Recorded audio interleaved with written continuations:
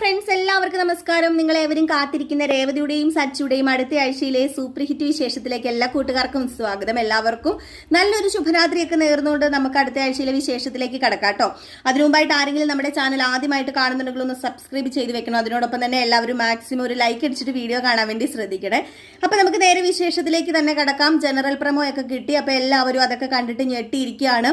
നമ്മുടെ രവീന്ദ്രനെ ഹോസ്പിറ്റലിൽ അഡ്മിറ്റ് ചെയ്തിരിക്കുന്നു. രവീന്ദ്രന് എന്താണ് പറ്റിയത്, ഇനിയിപ്പോൾ രവീന്ദ്രൻ എന്തെങ്കിലും സംഭവിക്കുമോ എന്നൊക്കെയുള്ള ആകാംക്ഷയുണ്ടല്ലോ എല്ലാവർക്കും. അതിനോടൊപ്പം തന്നെ രേവതിയും സച്ചിയും പിണങ്ങിയിരിക്കുകയാണ്. നമ്മുടെ രേവതിനെ സച്ചി വീട്ടിലേക്ക് കൂട്ടിക്കൊണ്ട് വരുമോ, അതുപോലെ വർഷയുടെയും ശ്രീകാന്തിൻ്റെയും ജീവിതം എന്താകും, അപ്പോൾ അതിനൊക്കെ ഏകദേശം എങ്ങനെയാണ് ഇനിയിപ്പോൾ നടക്കാൻ പോകുന്ന സംഭവം എന്ന് നമുക്ക് നോക്കാം. അപ്പോൾ ഇന്ന് ലാസ്റ്റ് സീനായിട്ട് കണ്ടത് വേറൊന്നുമല്ല, നമ്മുടെ വർഷയുടെ അച്ഛനും അമ്മയും ഇങ്ങനെ വിഷമിച്ചിരിക്കുമ്പം അങ്ങോട്ടേക്ക് റോഷനും റോഷന്റെ അച്ഛനും കൂടെ വരികയാണ്. അപ്പോൾ അവിടെ വന്നു കഴിഞ്ഞ് വലിയൊരു പൊട്ടിത്തെറി തന്നെയാണ് ഉണ്ടാകുന്നത്. അവർ നഷ്ടപരിഹാരം ചോദിക്കുകയാണ് കേട്ടോ. അപ്പോൾ റോഷൻ പറഞ്ഞു, റോഷന്റെ അച്ഛന് നഷ്ടപരിഹാരം വേണം, എൻ്റെ മോന് മാനക്കേട് ഉണ്ടാക്കി, അതുകൊണ്ട് തന്നെ നഷ്ടപരിഹാരം തന്നേ പറ്റൂ, ഒരു 5 ലക്ഷം രൂപ വേണമെന്നും പറഞ്ഞുകൊണ്ട് വരുന്നുണ്ട്. ഏതായാലും 5 ലക്ഷം രൂപ വർഷയുടെ അച്ഛൻ എടുത്ത് കൊടുക്കുന്നുണ്ട്. സാമ്പത്തികമുള്ളവരാണ്, അപ്പോൾ അത്യാവശ്യം സാമ്പത്തികം ഉള്ളതുകൊണ്ട് തന്നെ 5 ലക്ഷം രൂപ നെക്സ്റ്റ് തന്നെ എടുത്ത് ചെക്ക് കൊടുത്ത് വിടുകയാണ് കേട്ടോ. എങ്കിലും നമ്മുടെ റോഷന് ആ ഒരു ദേഷ്യമൊന്നും തീർന്നിട്ടില്ല. വർഷയോടും അപ്പോഴും ദേഷ്യം തന്നെയാണ്. അപ്പം വർഷയുടെ ജീവിതം തകർക്കും, അവൾ ഒരിക്കലും അവൻ്റെ കൂടെ സുഖിച്ച് ജീവിക്കില്ല എന്നൊക്കെ വെല്ലുവിളിച്ചിട്ടാണ് അങ്ങ് പോയത്. ഏതായാലും ആ ഒരു സീൻ കഴിഞ്ഞ് പിന്നെ കാണിക്കുന്ന സീൻ എന്ന് പറഞ്ഞിട്ടുണ്ടെങ്കിൽ നമ്മുടെ രേവതിയുടെ അമ്മ ലക്ഷ്മി ആണെങ്കിൽ രേവതിനെ വീട്ടിൽ നിന്നും ഇറക്കി വിടുകയാണ്. വേറെ ഒന്നിനുമല്ല, നീ ഇങ്ങനെ വന്ന് നിന്ന് കഴിഞ്ഞിട്ടാണെങ്കിൽ ശരിയാവില്ല, നിന്റെ ഭർത്താവിൻ്റെ ആണെങ്കിലും അമ്മായിയമ്മയുടെ ആണെങ്കിലും കാല് പിടിച്ച് തന്നെ നീ അകത്തേക്ക് കയറി ചെല്ലണം, അല്ലാതെ നീ ഇങ്ങനെ വന്ന് നിന്ന് കഴിഞ്ഞിട്ടുണ്ടെങ്കിൽ എങ്ങനെയാണ് ശരിയാവുന്നത് എന്നൊക്കെ പറഞ്ഞുകൊണ്ട് ലക്ഷ്മിയുടെ അമ്മ നമ്മുടെ രേവതിയുടെ അമ്മ നമ്മുടെ രേവതിനെ അവിടെ നിന്ന് വീട്ടിൽ നിന്ന് ഇറക്കി വിടുകയാണ് കേട്ടോ. കാരണം ലക്ഷ്മി പറയുന്നതിലും കാര്യമുണ്ട്. ഇറങ്ങി പോകാൻ പറഞ്ഞിട്ട് ഇറങ്ങി പോന്നു കഴിഞ്ഞിട്ടുണ്ടെങ്കിൽ എങ്ങനെയാണ് ശരിയാവുന്നത്? അങ്ങനെ ശരിയാവുമോ? ഇതിന് നിയമവും കാര്യങ്ങളൊക്കെ ഉള്ളതല്ലേ. അങ്ങനെ ഒരു ഭാര്യനെ വീട്ടിൽ നിന്ന് ഇറക്കി വിടാൻ പറ്റുമോ? അപ്പം അതുകൊണ്ടാണ്. അതുമല്ല, ഒരു ജീവിതമേ ഉള്ളൂ, അപ്പം ഒന്ന് അഡ്ജസ്റ്റ് ചെയ്ത് നോക്കാം, തൻ്റെ തെറ്റുകളെല്ലാം ഏറ്റു പറയാം, എന്നിട്ട് പറ്റുന്നില്ലെങ്കിൽ മോള് വീട്ടിൽ വന്ന് നിന്നോ എന്ന ആ ഒരു രീതിയിലാട്ടോ സംസാരിക്കുന്നത്. അല്ലാതെ വേറൊരു നമ്മുടെ രേവതിനെ ഇഷ്ടമില്ലാഞ്ഞിട്ടൊന്നും അല്ല. ആ അമ്മയുടെ വേദന ആ അമ്മയ്ക്കല്ലേ അറിയത്തുള്ളൂ. ഒരു മകൾ വീട്ടിൽ വന്ന് നിന്ന് കഴിഞ്ഞിട്ടുണ്ടെങ്കിൽ പിന്നെ നാട്ടുകാരുടെ ചോദ്യങ്ങളായി കാര്യങ്ങളായി, അതും വിവാഹം കഴിച്ചൊരു പെണ്ണ്. ഈ കാലത്ത് അങ്ങനെയൊന്നും ചെയ്യില്ല. എങ്കിലും കഥയിൽ ചോദ്യമില്ല എന്ന് പറയുന്ന പോലെ തന്നെ നമ്മുടെ ലക്ഷ്മി ഏതായാലും രേവതിനെ അവിടെ നിന്ന് ഇറക്കി വിടുകയാണ്. രേവതി ചങ്ക് പൊട്ടി നേരെ അമ്പലത്തിൽ പോകുന്നു, അമ്പലത്തിൽ പോയി പ്രാർത്ഥിക്കുന്നു. അപ്പോൾ ഇതൊക്കെ ഞാൻ സ്പീഡിൽ പറഞ്ഞു വിടുന്നത് ഞാൻ ഇന്ന് കഥയിൽ പറഞ്ഞിട്ടുണ്ടായിരുന്നു. ഏതായാലും ഇത് വന്നില്ല, അപ്പോൾ അതുകൊണ്ടാട്ടോ പെട്ടെന്ന് ഞാൻ സ്പീഡിൽ ഇത് പറഞ്ഞു വിടുന്നത്. ആവർത്തിച്ച് പറയണ്ടല്ലോ എന്ന് ഓർത്തിട്ട്. അങ്ങനെ അമ്പലത്തിൽ ചെന്ന് പ്രാർത്ഥിച്ചിട്ട് നേരെ സച്ചിയുടെ അടുത്തേക്ക് ചെല്ലുകയാണ്. അപ്പോൾ സച്ചിയുടെ അടുത്തേക്ക് ചെന്ന് കഴിഞ്ഞപ്പോഴത്തേക്ക് സച്ചി എന്താ പറയുന്നത്, എനിക്ക് നിന്നെ കാണണ്ട, എൻ്റെ അച്ഛനോട് നീ ദ്രോഹം ചെയ്തു, അതുകൊണ്ട് തന്നെ നീ എൻ്റെ വീട്ടിൽ ഇനി എൻ്റെ ഭാര്യയായിട്ട് നിൽക്കണ്ട, എനിക്ക് അതിന് താല്പര്യമില്ല എന്നും പറഞ്ഞ് ആ ഒരു ടാക്സി സ്റ്റാൻഡിലാണ് ചെല്ലുന്നത്. അപ്പോൾ അവിടെ നിന്ന് നമ്മുടെ രേവതിനെ ഓടിച്ച് വിടുകയാണ്. അപ്പോൾ ഓടിച്ച് വിടുന്ന ഒരു അവസ്ഥ തന്നെയാണ്. അപ്പോൾ രേവതി ലാസ്റ്റ് പറയുകയാണ്, നോക്കിക്കോ, നിങ്ങൾ ഇനി വിളിച്ചാൽ പോലും ഞാൻ വരില്ല, ഞാൻ സത്യസന്ധമായിട്ട് എല്ലാ കാര്യവും നിങ്ങളോട് പറഞ്ഞിട്ടുള്ളൂ, ഒരിക്കലും ഞാനല്ല ആ ഒപ്പിടാൻ വേണ്ടി എനിക്ക് മനസ്സുണ്ടായിട്ടല്ല, എല്ലാവരും എന്നെ കൊണ്ട് നിർബന്ധിപ്പിച്ചപ്പോൾ ഞാൻ അവിടെ ചെന്നൊന്ന് പോയി, അമ്പലത്തിലൊന്ന് പോയപ്പോൾ അവിടെ ഒന്ന് ചെന്ന് പോയി, അപ്പം സംഭവിച്ചതാന്നൊക്കെ പറഞ്ഞിട്ടൊന്നും കേൾക്കുന്നില്ല സച്ചി നമ്മുടെ രേവതിനെ അവിടെ നിന്ന് നേരെ ഇറക്കി വിടുകയാണ്. രേവതി പിന്നെ വീട്ടിലേക്ക് പോയി. വേറൊരു വഴിയില്ല നമ്മുടെ രേവതിക്ക്. ഏതായാലും സച്ചിക്കാണെങ്കിൽ രേവതിനെ ഇറക്കി വിട്ട വിഷമം ഒരു സൈഡിലുണ്ട് കേട്ടോ. എന്തൊക്കെ പറഞ്ഞാലും രേവതിനെ ആ വിട്ട് പിരിഞ്ഞു നിൽക്കുന്ന ഒരു വേദനയുണ്ട്. അപ്പം രേവതി ഇങ്ങനെയൊന്നും ചെയ്യുന്നു പ്രതീക്ഷിച്ചുമില്ല. രേവതി ഒരിക്കലും നമ്മുടെ സച്ചിനെ ധിക്കരിക്കുന്ന ഓർത്തില്ലല്ലോ. അപ്പം ആ ഒരു വിഷമമാണ് സച്ചിയുടെ മനസ്സിൽ. അപ്പം ഇതെല്ലാം അങ്ങ് കിടന്നങ്ങോട്ട് ഉരുണ്ടു മറിഞ്ഞ് നമ്മുടെ സച്ചി എന്താ ചെയ്യുന്നത്, കുടിച്ചു പൂസായി, അതായത് ബാറിൽ പോയിരുന്ന കൂട്ടുകാരൻ്റെ കൂടെ കുടിച്ചു പൂസായി തൻ്റെ വിഷമങ്ങളൊക്കെ പറയുകയാണ്. അപ്പം വേറൊന്നുമല്ല, എല്ലാവരും എന്നെ ചതിക്കുക, എൻ്റെ അനിയൻ എന്നെ ചതിച്ചു, എൻ്റെ ഭാര്യ എന്നെ ചതിച്ചു, ഒരിക്കലും എൻ്റെ ഭാര്യ എന്നെ ചതിക്കുന്നു ഞാൻ ഉദ്ദേശിച്ചതേ അല്ല, പക്ഷെ അവളെന്നെ ചതിച്ചു, അവളെ എനിക്ക് എന്ത് ഇഷ്ടമാണെന്ന് അറിയാമോ, അവളില്ലാതെ എനിക്ക് പറ്റുന്നില്ല, ആ വീട്ടിൽ എങ്ങനെ ഞാൻ അവളില്ലാതെ ഇരിക്കുന്നത് എനിക്ക് അറിയത്തില്ലെന്ന് ഇപ്പോൾ കൂട്ടുകാരൻ പറഞ്ഞു, നീ ഒരു കാര്യം ചെയ്യുക, നിൻ്റെ ഭാര്യനെ പോയി വിളിച്ചോണ്ട് വാ. ഇല്ല, ഒരിക്കലും ഞാൻ അങ്ങനെ അവളെ പോയി വിളിച്ചോണ്ട് വരില്ല, എൻ്റെ അച്ഛൻ്റെ വിഷമം എനിക്ക് കാണാൻ പറ്റില്ല, എൻ്റെ അച്ഛനെ ആ ജയിലിൽ കിടന്ന് എത്ര വേദന അനുഭവിച്ചെന്നറിയാമോ. അപ്പോഴത്തേക്കും കൂട്ടുകാരൻ പറയുന്നത്, നീ ഒരു നാവിൽ ഇങ്ങനെ 2 വർത്താനം പറയുന്നത് എന്താ, നിനക്ക് അച്ഛനെ വേണം ഭാര്യനെ വേണം, അപ്പോൾ പിന്നെ ഇവരെ രണ്ടുപേരും ഒരു വീട്ടിൽ കൊണ്ടുവന്ന് നിർത്തല്ലേ ചെയ്യേണ്ടതല്ല, അത് ഈ ഇങ്ങനെ കിടന്ന് വാശി കാണിച്ചിട്ട് കാര്യമുണ്ടോ, സച്ചി ആരാന്ന് കാണിച്ചു കൊടുക്കാന്നൊക്കെ പറഞ്ഞു സച്ചിയുടെ മനസ്സിൽ വിഷമം. അപ്പോൾ കൂട്ടുകാരൻ്റെ കാര്യം മനസ്സിലായി, രേവതിനെ കാണാഞ്ഞിട്ടാണ്. ഈ കൂട്ടുകാരനും പൂസാണ്. ഒന്ന് കറണ്ട് പോയി, എല്ലാവരും ക്ഷമിച്ചേക്കണേ. അങ്ങനെ രേവതിയുടെ കൂട്ടുകാരൻ നേരെ രേവതിയുടെ വീട്ടിൽ കള്ളു കുടിച്ച് പാതിരാത്രി കയറി ചെന്നിട്ട് സച്ചിയുടെ സങ്കടങ്ങളൊക്കെ തുറന്നു പറയും. അപ്പോൾ അതോടുകൂടി സച്ചിക്ക് സ്നേഹമുണ്ട് തന്നോട് എന്ന് രേവതിക്ക് മനസ്സിലായിട്ടോ. അപ്പോൾ ഒരു ചെറിയ ധൈര്യമൊക്കെ രേവതിക്ക് തോന്നുന്നുണ്ട്. എന്തൊക്കെയാണെന്ന് പറഞ്ഞാലും നമ്മുടെ സച്ചി വരും, എന്തെങ്കിലും വിളിക്കുമെന്ന ആ ഒരു പ്രതീക്ഷയുണ്ട്. ഏതായാലും കൂട്ടുകാരൻ പൂസായതുകൊണ്ട് തന്നെ നിങ്ങൾ ഇവിടെ നിൽക്കേണ്ട, ദേവിതി നിങ്ങൾ പൊക്കോ. പിന്നെ സച്ചിക്ക് പറയാനുള്ളത് സച്ചിയേട്ടൻ എന്നോട് വന്ന് പറയട്ടെ, അല്ലാതെ വേറൊരാൾ വഴിയല്ലല്ലോ ഞാനിത് അറിയേണ്ടതെന്നൊക്കെ പറഞ്ഞിട്ടാണ് അങ്ങ് കൂട്ടുകാരനെ പറഞ്ഞു വിട്ടത്. സച്ചി എന്ത് ചെയ്തു, വീട്ടിനകത്തേക്ക് ചെല്ലും. അപ്പം എല്ലാം കൊണ്ടും മാനസികമായിട്ട് ഭയങ്കര വിഷമാട്ടോ സച്ചിക്ക്, എല്ലാം കൊണ്ടും അങ്ങോട്ട് ബുദ്ധിമുട്ടാണ്. ഇതിനിടയിൽ വേറൊരു സംഭവം കൂടെ നടന്നു, അത് മിസ്സായി പോയിട്ടോ. നമ്മുടെ ശ്രീകാന്ത് റെസ്റ്റോറൻറ്റിൽ വന്നായിരുന്നു. ആ ഒരു സമയത്ത് ആ സെക്യൂരിറ്റി വിളിച്ച് റെസ്റ്റോറൻറ്റിൽ പോയിട്ട് എന്താ ചെയ്യുന്നത്, നമ്മുടെ ശ്രീകാന്തിനെ അങ്ങോട്ട് അടിച്ചൊതുക്കുകയാണ്. അടിച്ചെന്ന് പറഞ്ഞിട്ടുണ്ടെങ്കിൽ കവളിൻ്റെ ഇവിടെയൊക്കെ പൊട്ടുകയാണ് കേട്ടോ. അതുപോലെ അടിച്ച് ഇടിച്ചൊക്കെ അങ്ങോട്ട് റെഡിയാക്കുകയാണ് ശ്രീകാന്തിനെ. അപ്പം ശ്രീകാന്തിനെ തല്ലി ആ ഒരു വിഷമം കൂടെ മനസ്സിലുണ്ട്. തല്ലണമെന്ന് എന്താ പറയുക, മനസ്സുണ്ടായിട്ടല്ല, ആ ഒരു ഇതിലായിപ്പോയി നമ്മുടെ സച്ചി. അച്ഛൻ അത്രയും വേദനിച്ചല്ലോ എന്നൊക്കെ ഓർത്തിട്ടാണ് നമ്മുടെ സച്ചി അതൊക്കെ ചെയ്തത് കേട്ടോ. ഏതായാലും ഇതൊക്കെ കഴിഞ്ഞിട്ടാണ് പോയി കുടിച്ചത്, കള്ളൊക്കെ കുടിച്ച് കൂത്താടി വീട്ടിലേക്ക് എത്തുന്നത്. അപ്പം ഇതിനിടയിൽ നമ്മുടെ വർഷയുടെ ശ്രീകാന്തിനെ കുറച്ച് സീന് കാണിക്കുന്നുണ്ട്. അവർ രണ്ടും ഭയങ്കര പ്രശ്നത്തിൽ തന്നെയാണ്. നമ്മുടെ ശ്രീകാന്തിന് ഒരിക്കലും വർഷേനെ സ്നേഹിക്കാനോ, അതായത് വിവാഹം കഴിയുന്നവർക്കൊരു പുതുമോടി ഉണ്ടല്ലോ, ആ ഒരു പുതുമോടി ഒന്നും കൊടുക്കാനായിട്ട് സാധിക്കുന്നില്ല. കാരണം എപ്പോഴും ഈ മനസ്സിൽ ഈ ഒരു വിചാരമാണ്, അച്ഛൻ്റെയും ചേട്ടൻ്റെയും ചേട്ടത്തിയുടെയും ഒക്കെ വിചാരമാണ് ശ്രീകാന്തിന്. അപ്പം അതുകൊണ്ട് ഇവർ തമ്മിൽ ഇടയ്ക്ക് ചെറിയ പ്രശ്നം ഉണ്ടാവുകയും നമ്മുടെ വർഷ വീട്ടിൽ നിന്ന് ഇറങ്ങി പോവുകയൊക്കെ ചെയ്യുന്നുണ്ട്. അപ്പം ഡബ്ബിംഗ് സ്ഥലത്തേക്ക് പോവുകയാണ് നമ്മുടെ വർഷ. എന്നിട്ട് ഞാൻ ഇനി വരില്ല, നിന്നെ കാണാൻ ഞാൻ പോവുക, നിനക്ക് എന്നെ വേണ്ടെങ്കിൽ വേണ്ട, നിനക്ക് ആ തുടങ്ങിയ പ്രേമം മാത്രമേ ഉണ്ടായിരുന്നുള്ളൂ, വിവാഹം കഴിച്ചപ്പോൾ എന്നോട് സ്നേഹമൊന്നും ഇല്ല എന്നൊക്കെ പറഞ്ഞ് വർഷം ഇറങ്ങിപ്പോയി.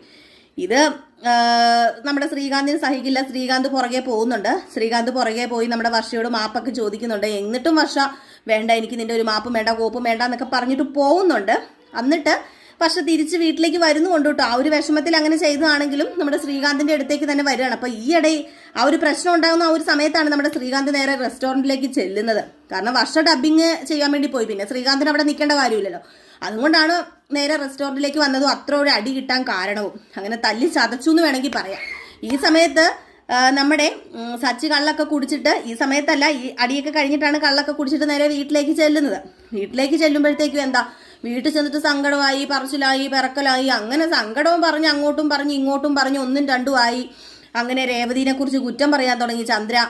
അത് ഏറ്റുപിടിക്കാൻ തുടങ്ങി ശ്രുതി പറഞ്ഞു അവള് പാവമാണെന്നാണ് ഞാൻ വിചാരിച്ചത്, അവൾ ഇത്രയും വലിയ അഹങ്കാരിയാണെന്ന് ഞാൻ വിചാരിച്ചില്ല, നമ്മുടെ കുടുംബം തകർത്ത് കളഞ്ഞില്ല അവളെന്നൊക്കെ ശ്രുതിയും പറഞ്ഞു. ഇതൊക്കെ ഒരു പരിധി കൂടുതൽ നമ്മൾ സച്ചി കേട്ടോണ്ട് നിൽക്കത്തില്ല. കാരണം സച്ചിയുടെ മനസ്സിനെ അറിയാം, രേവതി വലിയ കുറ്റമൊന്നും ചെയ്തിട്ടില്ല എന്ന് അറിയാം കേട്ടോ. അപ്പൊ അതുകൊണ്ട് ഇതൊക്കെ കേട്ട് കഴിഞ്ഞപ്പോഴത്തേക്കും അങ്ങോട്ട് ഭ്രാന്ത് പിടിച്ചു. കള്ളും കൂടെ കുടിച്ചേക്കുമല്ലോ, ഭ്രാന്ത് പിടിച്ചെന്ന് പറഞ്ഞാൽ ഭ്രാന്ത് പിടിച്ചിട്ട് എടാ നീ മിണ്ടിപ്പോരെന്ന് പറഞ്ഞു. ഇപ്പൊ രേവതിനെ ഇങ്ങനെ കുറ്റം പറഞ്ഞു കേട്ടോ.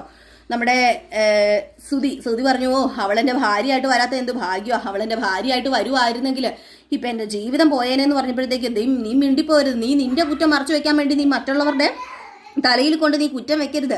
എന്താടാ അവള് ഭാര്യയായിട്ട് വന്നാൽ കുഴപ്പമിരിക്കുന്നത്, നീ അല്ലേടാ ഈ കുടുംബത്തിൽ ഇത്രയും നാശം വരുത്തി വെച്ചത്, നീ കാരണമാടാ അവൾ ഇങ്ങോട്ടേക്ക് കയറി വന്നത്, അതിനാരാ കാരണം, നീയല്ലേ കാരണം, നീ അതുകൊണ്ട് മിണ്ടിപ്പോകരുത്, നിനക്കിവിടെ വോയിസ് ഇല്ലെന്ന് പറഞ്ഞപ്പോഴത്തേക്കും നമ്മുടെ വർഷമല്ല ശ്രുതി ചാടി കടിക്കാണ് കേട്ടോ.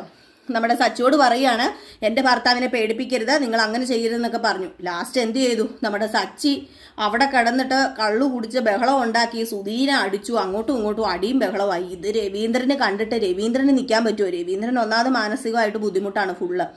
രവീന്ദ്രൻ അപ്പം തന്നെ വീഴുകയാണ് കേട്ടോ. ഇവിടെ അടി നടക്കുന്നു, രവീന്ദ്രൻ ഇത് കണ്ടോണ്ട് നിൽക്കുന്നു, അപ്പം തന്നെ അവിടെ സെറ്റിയിൽ മറിഞ്ഞങ്ങ് വീഴുന്നു.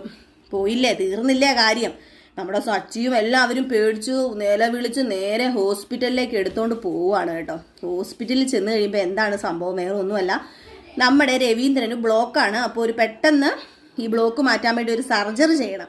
ആ സർജറിക്ക് 4 ലക്ഷം രൂപ വേണം. ഈ 4 ലക്ഷം രൂപ ആരൊപ്പിക്കും, എവിടെ നിന്ന് ഒപ്പിക്കും? ഈ 4 ലക്ഷം രൂപ ചന്ദ്രയുടെ കയ്യിൽ എടുക്കാനില്ല. ചന്ദ്ര എന്ത് ചെയ്തു, നേരെ ശ്രുതിയുടെ കാല് പിടിക്കുക. നിന്റെ ഭാര്യയോട് പറയാൻ പറയുന്നു, ശ്രുതിയോട് പറയുന്നു. ശ്രുതി പറയുന്നു, അയ്യോ അച്ഛനെ ഞാൻ വിളിച്ചു, പക്ഷെ ഫോണിൽ കിട്ടിയില്ല, എൻ്റെ കയ്യിൽ പൈസയൊന്നും ഇരിപ്പില്ലല്ലോ, അച്ഛനെ വിളിച്ചിട്ട് കിട്ടുന്നില്ല, അച്ഛനിപ്പോൾ മലേഷ്യയിലല്ലെന്ന് തോന്നുന്നു, നമ്പറൊക്കെ മാറിയെന്ന് തോന്നുന്നു എന്ന് പറഞ്ഞുകൊണ്ട് പതുക്കെ അങ്ങ് ശ്രുതി ഒഴിഞ്ഞു മാറുന്നു. ശ്രുതിയോട് പറഞ്ഞു, നിങ്ങൾക്ക് എങ്ങനെയെങ്കിലും പൈസ ഒപ്പിക്കാൻ പറ്റില്ലേ, നിങ്ങൾ നിൽക്കുന്ന ആ ഒരു ഷോറൂമിൽ വിളിച്ചൊരു കുറച്ചെങ്കിലും പൈസ ഒപ്പിക്കാൻ പറഞ്ഞു. നമ്മുടെ ശ്രുതി വല്ല ഷോറൂമിൽ നിൽപ്പുണ്ടോ? ശ്രുതി കള്ളത്തരം പറഞ്ഞാണല്ലോ പോകുന്നത്. അപ്പോൾ ശ്രുതി പറഞ്ഞു, എൻ്റെ കയ്യിൽ ഒരു 20,000 രൂപ എടുക്കാനുണ്ട്, അല്ലാതെ പൈസ ഇല്ലെന്ന് പറഞ്ഞു. ലാസ്റ്റ് ചന്ദ്ര നേരെ സച്ചിയുടെ അടുത്ത് തന്നെ ചെന്നിട്ട് കാറി കൂവി എങ്ങനെയെങ്കിലും അച്ഛനെ രക്ഷിക്കണം, നീ എവിടെയെങ്കിലും പോയി 4 ലക്ഷം രൂപ ഉണ്ടാക്കിക്കൊണ്ട് വരാൻ പറയുകയാണ്. ഈ സമയത്ത് നമ്മുടെ രേവതി ഇതൊന്നും അറിയുന്നില്ല. രേവതിയുടെ വീട്ടിലെ ലക്ഷ്മിയും അതുപോലെ തന്നെ ദേവും ശരത്തും രേവതി മാത്രമേ ഉള്ളൂ. ഇപ്പം ബാക്കിയുള്ളവരെല്ലാം പോയിട്ട് നമ്മുടെ ലക്ഷ്മി അമ്പലത്തിൽ പോയി. രേവതി വീട്ടിലുണ്ട്. ദേവു സ്കൂളിലല്ല കേട്ടോ, കോളേജിൽ പോയി. ശരത്തും കോളേജിൽ പോയി. അപ്പം വീട്ടിലാകെയുള്ള രേവതിയാണ്. അപ്പം രേവതിയോട് ഈ കാര്യങ്ങളൊക്കെ പറയാൻ വേണ്ടി ഇതൊക്കെ അറിഞ്ഞിട്ട് ഒരു ചേച്ചി വരികയാണ്. അപ്പോൾ ആ ഒരു ചേച്ചി വന്നിട്ട് രേവതിയോട് ഈ കാര്യങ്ങളൊക്കെ പറയുകയാണ് കേട്ടോ. ഇങ്ങനെയാണ് നിന്റെ അമ്മായിയച്ഛൻ ഇപ്പോൾ അസുഖമായിട്ട് ആശുപത്രിയിലാണുള്ളതെന്ന്. രേവതി സഹിക്കുമോ? അപ്പം തന്നെ രേവതി ഹോസ്പിറ്റലിൽ പോയി. ഹോസ്പിറ്റലിൽ ചെന്ന് അന്വേഷിച്ച് കഴിഞ്ഞപ്പോഴത്തേക്കും ഐസിയുലാണ് ഉള്ളതെന്ന് പറഞ്ഞു. നേരെ ഐസിയു ചെന്ന് കഴിഞ്ഞപ്പോഴത്തേക്കും അവിടെ ആരാ? നമ്മുടെ ചന്ദ്രയും ശ്രുതിയും ഒക്കെ നിൽക്കുക. എനിക്ക് അച്ഛനെ കാണണമെന്ന് പറഞ്ഞപ്പോൾ അച്ഛനെ കാണാനോ ഇവിടെ നിന്ന് ഇറങ്ങിപ്പോക്കണം, നീ ഒറ്റ ഒരുത്തി കാരണമാണ് ഈ അവസ്ഥ അയാൾക്കുണ്ടായത്, നിനക്ക് സമാധാനം ആയില്ലേടി എന്ന് പറഞ്ഞപ്പം അമ്മ അങ്ങനെയൊന്നും പറയരുത്, ഞങ്ങൾ ദൈവത്തിനെ പോലെ കാണുന്ന മനുഷ്യനാണെന്ന് പറയുമ്പം ദൈവത്തിനെ പോലെയാ കാണുന്നതെന്ന് പറഞ്ഞിട്ട് നീ ഇപ്പം കൊന്നു കളഞ്ഞില്ലേ? നിന്റെയൊക്കെ കണ്ണാടി ആ മനുഷ്യൻ ഇങ്ങനെ വന്നത്, നീയൊക്കെ ആ മനുഷ്യന് ജീവനോടെ കത്തിച്ച് കളഞ്ഞില്ലേടി, നീ കാരണം എന്തെങ്കിലും സംഭവിച്ചു കഴിഞ്ഞാൽ എൻ്റെ കെട്ടുതാലി പോകില്ലേടി എന്ന് പറഞ്ഞപ്പോൾ അമ്മ അങ്ങനെയൊന്നും പറയരുത്, ഈ സമയത്ത് പ്രാർത്ഥിക്കേണ്ട സമയം, അമ്മ അങ്ങനെയൊന്നും മനസ്സിൽ പോലും ചിന്തിക്കരുതെന്ന് പറഞ്ഞപ്പോൾ പിന്നെ ഞാൻ എന്താടി ചിന്തിക്കേണ്ടത്, ഇറങ്ങി പോകാൻ പറഞ്ഞിട്ട് അവിടുന്ന് നമ്മുടെ രേവതിനെ ഇറക്കി വിടുക. അപ്പൊ സച്ചി ആ സൈഡിൽ നിന്ന് ഫോൺ വിളിച്ചുകൊണ്ടിരിക്കുന്നതുകൊണ്ട് ഇതൊന്നും അറിയുന്നില്ല. രേവതി വന്ന കാര്യമോ രവീന്ദ്രൻ തിരക്കുന്ന കാര്യമോ ഒന്നും അറിയുന്നില്ല കേട്ടോ. അപ്പൊ സച്ചി മനസ്സിൽ വിചാരിക്കുന്നത് ഇപ്പോഴും ഇതുവരെ രേവതി വന്നിട്ടില്ല. അപ്പൊ രേവതി ലാസ്റ്റ് പറഞ്ഞിട്ട് പോയല്ലോ, എന്നെ വിളിക്കാതെ എൻ്റെ കാൽച്ചോട്ടി വരാതെ ഇനി ഞാൻ വരില്ല എന്ന്. അപ്പൊ എന്താ നമ്മുടെ സച്ചി വിചാരിക്കുന്നത്? തൻ്റെ അച്ഛൻ ഈ ഒരു അവസ്ഥയെ കിടന്നിട്ട് പോലും രേവതി വന്നില്ലല്ലോ എന്ന് വിചാരിക്കും. നമ്മുടെ സച്ചിയോടാണെങ്കിൽ ശ്രുതിയോ അതുപോലെ ചന്ദ്രയോ ഒന്നും പറയുന്നുമില്ല, ഇങ്ങനെ ഒരു സിറ്റുവേഷൻ ഉണ്ടായി, രേവതി വന്നു, ഞങ്ങൾ കാണിച്ചില്ലെന്ന് പറയുന്നുമില്ല. അപ്പൊ അത് വല്ലാത്തൊരവസ്ഥയാണ്. രേവതി അവിടുന്ന് നേരെ പോകുന്നത് അമ്പലത്തിലേക്കാണ്. അമ്പലത്തിൽ ചെന്നിട്ട് നേരെ അമ്പലത്തിനകത്ത് കയറുക. അപ്പൊ എന്തോ തോന്നി കേട്ടോ, നമ്മുടെ ലക്ഷ്മിക്ക് എന്തോ പ്രശ്നം തോന്നി. ദേവു ഉണ്ടായിരുന്നു അവിടെ, എന്തോ പ്രശ്നം തോന്നി. എന്നിട്ട് നമ്മുടെ ദേവും ലക്ഷ്മിയും കൂടെ രേവതി പുറകെ ഓടി കഴിഞ്ഞപ്പോഴത്തേക്കും രേവതി അമ്പലത്തിൽ പോയിരുന്ന ഭയങ്കര പ്രാർത്ഥന. അപ്പൊ കാര്യങ്ങളൊക്കെ ചോദിച്ചിട്ട് ഒന്നും രേവതി പറയുന്നില്ല. രേവതിക്ക് ഒരു സൈഡിൽ നമ്മുടെ ദേവുവിനോട് ദേഷ്യവും ഉണ്ട്, മറു സൈഡിൽ പ്രാർത്ഥിക്കുകയും വേണം. അപ്പൊ അതുകൊണ്ട് തന്നെ എന്താ ചെയ്തത്, നമ്മുടെ രേവതി അവിടെ നിന്ന് ഒരു കുടം വെള്ളം എടുത്തിട്ട് ദേഹത്തൊഴിച്ചിട്ട് ഇങ്ങനെ ചയനപ്രദക്ഷിണം ചെയ്യുകയാണ് കേട്ടോ. അപ്പം വേറൊരാൾ വന്നിങ്ങനെ പറയുകയാണ്, നമ്മുടെ ലക്ഷ്മിയോട് വേറൊരു ചേച്ചി വന്ന് പറയുകയാണ്, നമ്മുടെ രേവതിയോട് പറഞ്ഞില്ലേ ആ ഒരു ചേച്ചി തന്നെയാണ് വന്ന് പറയുന്നത്, പ്രശ്നം ഇതാണ്, സീരിയസ് ആയിട്ട് ഹോസ്പിറ്റലിലാണ് ഉള്ളതെന്ന്. ഇത് കേട്ട് കഴിഞ്ഞപ്പോഴത്തേക്കും ലക്ഷ്മിക്കൊക്കെ പാവം തോന്നി. ലക്ഷ്മിക്കും കരച്ചിൽ വന്ന് ലക്ഷ്മി പിന്നെയും ദേവുവിനെ കുറ്റപ്പെടുത്തുകയാണ്, നീ ഒറ്റ ഒരുത്തി കാരണം അടിയെന്ന് പറഞ്ഞുകൊണ്ട്. എല്ലാവർക്കും അങ്ങോട്ടും ഇങ്ങോട്ടും പരസ്പരം കുറ്റപ്പെടുത്താനല്ലേ പറ്റത്തുള്ളൂ. ഇതൊക്കെ സാഹചര്യങ്ങൾ മൂലം സംഭവിക്കുന്ന എന്ന് നമ്മൾ ചിന്തിച്ചാൽ എത്ര ഉള്ളൂ. പക്ഷെ എല്ലാവരും അങ്ങോട്ടും ഇങ്ങോട്ടും കുറ്റപ്പെടുത്തുക ഒരു സമയത്ത് അങ്ങനെയാണ്. ഏതായാലും നമ്മുടെ ദേവു പറഞ്ഞു, ഞാൻ എന്ത് ചെയ്യാനും അമ്മ, എനിക്ക് പറ്റിപ്പോയി, നിങ്ങൾ ഇങ്ങനെയൊന്നും എന്നെ പറയരുതെന്നൊക്കെ പറയുന്നുണ്ട്. അങ്ങനെ നമ്മുടെ രേവതി ശയനപ്രദക്ഷിണം ചെയ്തുകൊണ്ടിരിക്കുന്ന സമയത്ത് 5 പൈസ പോലും കയ്യിലില്ലെന്ന് ഓർത്തോണം. സച്ചിയുടെ 4 ലക്ഷം രൂപ ഉണ്ടാക്കാൻ ഓടി നടക്കുക സച്ചി. അതിനിടയിൽ വീട്ടിൽ ചെന്ന് പ്രമാണം നോക്കിക്കഴിഞ്ഞപ്പോഴത്തേക്കും പ്രമാണം കാണുന്നില്ല. അപ്പൊ വീണ്ടും തിരിച്ച് ഹോസ്പിറ്റലിൽ വന്നിട്ട്, എടാ നീ എടുത്തോടാന്ന് ചോദിച്ചു ശ്രുതിയോടെ. ശ്രുതി പറഞ്ഞു, ഞാൻ എന്തിനാ പ്രമാണം എടുക്കുന്നത്, നീ എന്തിനാ എന്നോട് ചോദിക്കുന്നത്, നീയല്ലേ വീട്ടിലെ കള്ളർന്ന് പറഞ്ഞപ്പോഴത്തേക്കും ഹോസ്പിറ്റലിൽ കിടന്ന് നമ്മുടെ ശ്രുതി വഴക്കുണ്ടാക്കാൻ തുടങ്ങുക. നിങ്ങൾക്കല്ലെങ്കിലും എന്ത് പറഞ്ഞാലും എൻ്റെ ഭർത്താവിൻ്റെ മെക്കിട്ട് കയറാനേ പറ്റത്തുള്ളൂ, എൻ്റെ ഭർത്താവ് കള്ളനൊന്നും അല്ല, നിങ്ങളുടെ ഭാര്യയുടെ കൈ കാണും, നിങ്ങൾ ചെന്ന് ചോദിക്കാൻ പറഞ്ഞു. അപ്പോഴാണ് സച്ചി ഓർത്തത്, ശരിയാണല്ലോ, നമ്മുടെ രേവതിയുടെ കയ്യിലാണല്ലോ എല്ലാം കൊടുത്തത്. ഏതായാലും രേവതിനെ വിളിച്ചിട്ടൊന്നും കിട്ടുന്നില്ല. രേവതിയുടെ വീട്ടിൽ ചെന്ന് അന്വേഷിച്ചപ്പോൾ അവരവിടെ ഇല്ല. അപ്പം രേവതി ആണെങ്കിൽ വേറൊരു സ്ഥലത്ത് പോവാണ് കേട്ടോ. അപ്പം ഏതോ അറിയുന്ന ഒരു സ്ത്രീ പറഞ്ഞു, ഇങ്ങനെ ഒരു സ്ഥലമുണ്ട്, അവിടെ പോയി പ്രാർത്ഥിച്ചു കഴിഞ്ഞാൽ അവിടുത്തെ അമ്മയുടെ അനുഗ്രഹം മേടിച്ചു കഴിഞ്ഞാൽ അവിടെ നിന്നൊരു ചരടൊക്കെ കെട്ടിത്തരും, അതൊക്കെ കെട്ടിയിട്ടുണ്ടെങ്കിൽ അസുഖമൊക്കെ പെട്ടെന്ന് പോകും, മരണക്കിടക്കയിൽ നിന്നും ആൾക്കാർ രക്ഷിച്ച് എടുത്തിട്ടുള്ളൊരു സ്വാമിയാണെന്നൊക്കെ പറഞ്ഞു. അപ്പം അതുകൊണ്ട് രേവതിയും ലക്ഷ്മിയും ദേവും ഒക്കെ കൂടി ആ സ്വാമീനെ കാണാൻ വേണ്ടി പോകുന്ന സമയം. അപ്പം വീട്ടിൽ ചെല്ലുമ്പോഴോ അമ്പലത്തിൽ ചെല്ലുമ്പോഴോ സച്ചി ആരെയും കാണുന്നില്ല അവിടെ. പിന്നെ സച്ചിക്ക് ഉള്ള ഒരേ ഒരു ലക്ഷ്യം എന്ന് പറഞ്ഞാൽ പലിശക്കാരനാണ്. അതുകൊണ്ട് എന്താ ചെയ്തത്, നമ്മുടെ സച്ചി പലിശക്കാരനെ കാണാൻ വേണ്ടി പോവുക. അങ്ങനെ പലിശക്കാരനെ കാണാൻ വേണ്ടി ചെന്നപ്പം അവിടെ ചെന്നപ്പോൾ അവർ പറഞ്ഞു, പിന്നെ പൈസ ഒന്നും തരാൻ പറ്റില്ലെന്ന് പറഞ്ഞു. സച്ചിയുടെ സ്വഭാവം അറിയാമല്ലോ, വെട്ടൊന്ന് തുണ്ടൻ രണ്ടെന്നാ സച്ചി അവിടെ കിടന്ന് വഴക്കുണ്ടാക്കാൻ കേട്ടോ. പൈസ തരാൻ പറഞ്ഞപ്പോൾ നിങ്ങൾക്ക് എന്താ വെച്ചിട്ട് പൈസ എന്നാൽ എൻ്റെ അച്ഛൻ ആശുപത്രിയിലാണെന്ന് അറിയത്തില്ലെന്ന് പറയുമ്പോൾ എൻ്റെ പൈസ എനിക്ക് ഇഷ്ടമുള്ളവർക്ക് കൊടുക്കൂടാന്ന് പലിശക്കാരൻ പറയുന്നു. അവിടെ കിടന്ന് സച്ചിയായിട്ട് അടിയാവുന്നു. ലാസ്റ്റ് അവിടെ ഉള്ളവരെല്ലാം സച്ചിനെ തള്ളി വെളിയിലാക്കുന്നു. ആകെപ്പാടെ പ്രശ്നം. അത് കഴിഞ്ഞപ്പോഴാണ് സച്ചിക്ക് പെട്ടെന്ന് ഓർമ്മ വന്നത്, തൻ്റെ കാർ ഇരിപ്പുണ്ടല്ലോ, ഒരു ഇന്നോവ കാർ ഉണ്ടല്ലോ തനിക്ക്, എങ്കിൽ പിന്നെ അത് വർക്ക്ഷോപ്പിൽ കിടക്കുകയാണ്, പണിയൊക്കെ തീരാറായി, എന്നാൽ പിന്നെ അതങ്ങ് വിറ്റേക്കാന്ന് പറഞ്ഞ് നേരെ വർക്ക്ഷോപ്പിൽ ചെന്നിട്ട് അയാളോട് പറയുക, എനിക്കിങ്ങനെ വർക്ക്ഷോപ്പിൽ ചെല്ലുന്നില്ല, അതിനു മുമ്പ് ഫോൺ വിളിച്ച് പറഞ്ഞു, എനിക്കിങ്ങനെ കുറച്ച് പൈസയുടെ ആവശ്യമുണ്ട്, എത്രയും പെട്ടെന്ന് അതൊന്ന് വിറ്റ് തരണം, വർക്ക്ഷോപ്പിൽ അയാളോട് പറഞ്ഞു. അപ്പോൾ അയാൾ എന്താ ചെയ്തു, അത് വിറ്റ് ആ പൈസ കൊടുക്കുകയാണ്. ആ പൈസയും കൊണ്ടാണ് നമ്മുടെ സച്ചി നേരെ ഹോസ്പിറ്റലിലേക്ക് ചെല്ലുകയും ഓപ്പറേഷൻ നടത്തുകയൊക്കെ ചെയ്യുന്നത്. അപ്പോൾ അങ്ങനെ ഓപ്പറേഷനൊക്കെ നടക്കുന്നുണ്ട്. ഓപ്പറേഷൻ നടക്കുന്നതിന് മുമ്പായിട്ട് തന്നെ ആ ഒരു 4 ലക്ഷം രൂപ കൊടുത്തുട്ടാ. 4 ലക്ഷം രൂപ കൊടുക്കാതെ ഓപ്പറേഷൻ നടക്കുകയില്ല. അപ്പോൾ ഓപ്പറേഷൻ നടത്തുന്നതിന് മുമ്പായിട്ട് തന്നെ നമ്മുടെ രേവതി ആ ചരട് കൊണ്ട് എങ്ങനെയും കയ്യിൽ കെട്ടി കൊടുക്കണം. കാരണം ഏതോ ഒരു സ്വാമി എന്തോ ഒരു ഇങ്ങനെ എന്താ പറയുക, ജോത്സ്യം എന്നൊക്കെ പറയില്ല. അപ്പോൾ അതുപോലെ ഒരാൾ പൂജിച്ച് കൊടുത്ത സാധനമാണ്. അപ്പോൾ അത് എങ്ങനെയെങ്കിലും കൊണ്ട് കെട്ടണം. അത് കെട്ടാൻ അതിൻ്റെ അകത്ത് കയറാനും പറ്റത്തില്ല.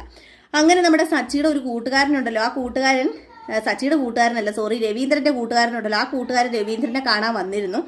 ആ ഒരു സമയത്ത് ആ കൂട്ടുകാരൻ വഴി നമ്മുടെ രേവതി ആരും അറിയാതെ അകത്ത് കയറുകയാണ്. അങ്ങനെ ഓപ്പറേഷൻ ചെയ്യുന്നതിന് മുമ്പായിട്ട് കയ്യിൽ ആ ചരടൊക്കെ കെട്ടിക്കൊടുക്കുന്നു. ഏതായാലും അവിടെ നിന്ന് എങ്ങനെയെങ്കിലും ഒക്കെ രക്ഷപ്പെട്ട് പോവുകയാണ്. ആരും കാണാതെ അങ്ങ് മാറി നിന്ന് കേട്ടോ. ഈ ചരട് അറിഞ്ഞു കഴിഞ്ഞിട്ടുണ്ടെങ്കിൽ ഒരിക്കലും ചന്ദ്രൻ ഒന്നും കെട്ടിക്കൊടുക്കാൻ സമ്മതിക്കില്ലെന്നറിയാം.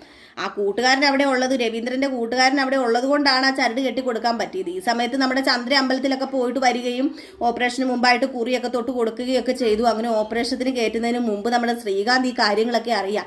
ദേവ് വിളിച്ചു പറയുകയാണ് കേട്ടോ. ദേവ് ദേഷ്യപ്പെട്ടാ വിളിച്ചു പറയുന്നത്, നീ കാരണം നിന്റെ അച്ഛൻ ഇപ്പം എന്താ അവസ്ഥയാണെന്ന് നിനക്ക് അറിയാമോടാന്നൊക്കെ ചോദിച്ചാണ് വിളിക്കുന്നത്. കേട്ട പാതി കേൾക്കാത്ത പാതി നമ്മുടെ ശ്രീകാന്ത് എന്താ ചെയ്തത്, കയറും പൊട്ടിച്ച് നേരെ ഇങ്ങോട്ടേക്ക് പോകുന്നു. വർഷയോട് പോലും പറയുന്നില്ല. അപ്പം വർഷയോട് ചോദിച്ചു കഴിഞ്ഞാൽ ചിലപ്പം പൈസയൊക്കെ റെഡിയാക്കിയാൻ കേട്ടോ വർഷം. അപ്പം അതിനുള്ള സാവകാശമൊന്നുമില്ല. അതിനു മുമ്പായിട്ട് തന്നെ നമ്മുടെ സച്ചി എല്ലാ പൈസ ഉണ്ടാക്കി, വർഷം ഉണ്ടാക്കിയ പൈസയാന്ന് പറഞ്ഞിട്ടുണ്ടെങ്കിൽ ആരും സ്വീകരിക്കാനും പോകുന്നില്ല. അപ്പം ഈ സമയത്ത് നമ്മുടെ ശ്രീകാന്ത് നേരെ ഹോസ്പിറ്റലിലേക്ക് എത്തുകയാണ്. ഹോസ്പിറ്റലിലേക്ക് വന്നു കഴിയുമ്പം ആരും ശ്രീകാന്തിനെ അകത്തേക്ക് കയറ്റി വിടുന്നില്ല. അവിടെ നിന്ന് സച്ചിയും എല്ലാവരും കൂടെ നമ്മുടെ ശ്രീകാന്തിനെ അടിച്ചു ഓട്ടിക്കുക തന്നെയാണ്. ഏതായാലും വലിയ സങ്കടത്തോടു കൂടി തന്നെ ശ്രീകാന്ത് പോകുന്നു. നമ്മുടെ രേവതി ഇതെല്ലാം നിന്നും മാറി കാണുന്നു. പക്ഷേ നമ്മുടെ രേവതിയുടെ നന്മ സച്ചി ഉടനെ തന്നെ തിരിച്ചറിയും. കാരണം ആ ചരടാണ് എല്ലാത്തിനും ഒരിതാകുന്നത്. നമ്മുടെ രേവതി കെട്ടിക്കൊടുത്ത ചരടും രേവതിയുടെ ആ ഒരു പ്രാർത്ഥനയും ഒക്കെ തന്നെയാണ് കേട്ടോ നമ്മുടെ രവീന്ദ്രൻ്റെ ജീവൻ രക്ഷിക്കുന്നതും ഒക്കെ. അപ്പോൾ അതൊക്കെ വലിയൊരു ട്വിസ്റ്റ് തന്നെയാണ്. ഉടനെ തന്നെ നമ്മുടെ രേവതിയും സച്ചിയും ഒന്നിക്കും ആ ഒരു പ്രതീക്ഷയോടുകൂടി എല്ലാവരും കാത്തിരിക്കും. അപ്പോൾ ഇതൊക്കെ ഉൾക്കൊള്ളിച്ചൊരു അടിപൊളി വിശേഷങ്ങളാണ് നമ്മൾ അടുത്ത ആഴ്ച കാണാൻ പോകുന്നത്. മിസ് ചെയ്ത് കളയാതെ എല്ലാ എപ്പിസോഡും കാണാം. നമ്മൾ ഇന്ന് രാവിലെ 7:30 ആകുമ്പോൾ ഫുൾ വിശേഷവും, വൈകിട്ട് 8 മണിയാകുമ്പോൾ പ്രമോ വിശേഷവുമായിട്ട് വരുന്നതാണ് കേട്ടോ. അപ്പോൾ എല്ലാവർക്കും വീണ്ടും നല്ലൊരു ശുഭരാത്രിയൊക്കെ നേർന്നുകൊണ്ട് നിർത്തുന്നു. അടുത്തത് നയനിയുടെയും ആദർശിൻ്റെയും കഥയാണ്. അതും നെക്സ്റ്റ് വീക്ക് പ്രമോയാണ്. മറക്കാതെ കാണണേ. അതുവരെ എല്ലാവർക്കും ടാറ്റാ, ബൈ ബൈ.